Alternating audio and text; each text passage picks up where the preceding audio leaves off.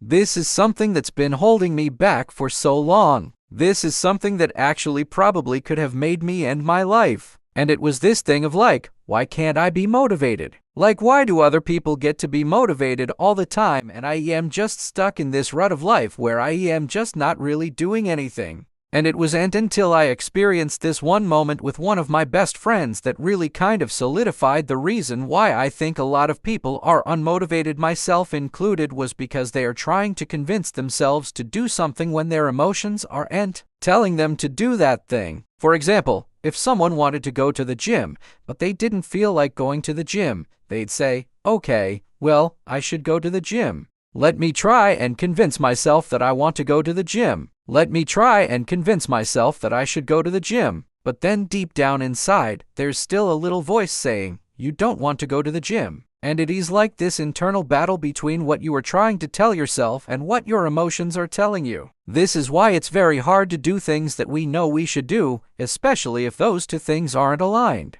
Like if you really truly want something and your emotion isn't pushing you towards it, it's very difficult to do. Now, this is why motivation is important, because when you are able to tap into that emotional side of things, it makes it much easier to do these actions that you need to do because your emotions are now driving you to do it instead of you having to convince yourself to do it. When you understand this, it changes everything. Here's another good example. Say you're in a relationship that you know isn't healthy. Maybe you know it's toxic. Maybe you know it's just not good for you. You know they don't treat you well. You know that you don't treat them well. Maybe you haven't been honest with them. Maybe they haven't been honest with you. But you know that this relationship just isn't right. But you don't want to break up with them. So you're sitting there trying to convince yourself, okay, it's okay. It's okay. They're a great person. I love them. We're happy. But deep down inside, you know that this isn't true. You know that you don't love them anymore. You know that you're not happy. And you know that this relationship is bad for you. You are literally trying to convince yourself to stay in something that you know you shouldn't be in. And it is like this inner battle of trying to keep yourself in a situation that you know you shouldn't be in.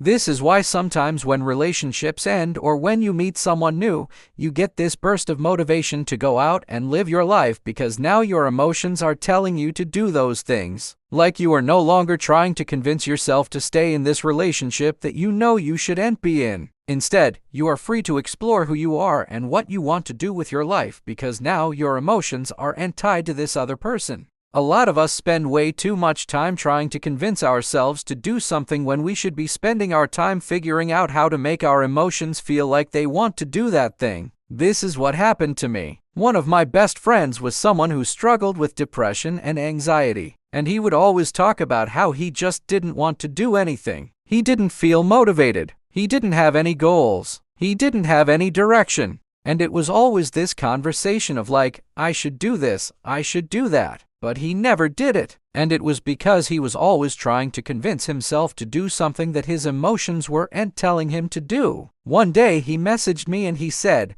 listen, I really want to come over your house and hang out, but I don't feel like leaving my house today. And I remember responding to him and saying, well, then don't leave your house. And he got really offended by that. He called me and he was like, what do you mean? Why wouldn't I want to come over? And I said, well, you told me that you didn't feel like leaving your house. So why would you want to come over? And that is when he realized that he was always trying to convince himself to do something that his emotions weren't telling him to do. He was trying to convince himself to go see me when he didn't feel like seeing me. He was trying to convince himself to set goals and do things when his emotions were telling him to sit at home and do nothing. And that was the moment that he realized that he spent way too much time trying to convince himself to do something that he wasn't feeling. And that was the moment that things changed for him. The next time that he reached out to me, he said, listen, I know that I've been trying to convince myself to do all these things, but I want to figure out how to make my emotions feel like they want to do these things because I think that he's gone now make it a lot easier for me to actually do them. And this is what he started doing. He started looking into therapy to help him figure out how to align his emotions with what he wanted to do.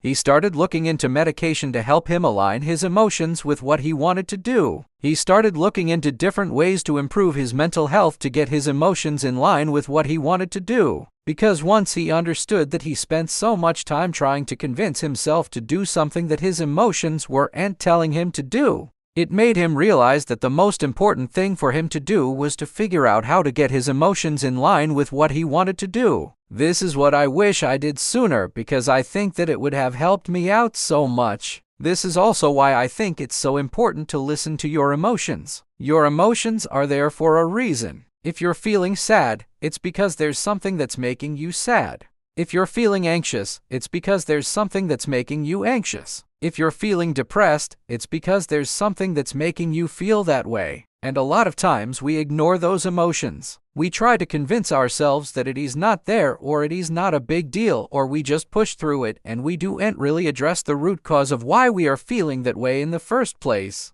And this is what leads to us having these negative emotions towards things that we are trying to do. I think it is important to understand that sometimes we need to take a step back and listen to our emotions, because they are telling us something. They are trying to tell us that there is something that is making us feel a certain way, and we need to address that. If we don't, it is going to be very difficult for us to do the things that we know we should do, because we are always going to be battling these negative emotions that are telling us that what we are doing isn't right. With that being said, I hope that this video helps someone out there. I know that it is something that I needed to hear, and it is something that I am still working on to this day. So if you liked this video, please make sure to subscribe and comment down below if you have any other suggestions for videos that you'd like to see. And as always, I appreciate you guys so much, and I will see you in the next one. Peace.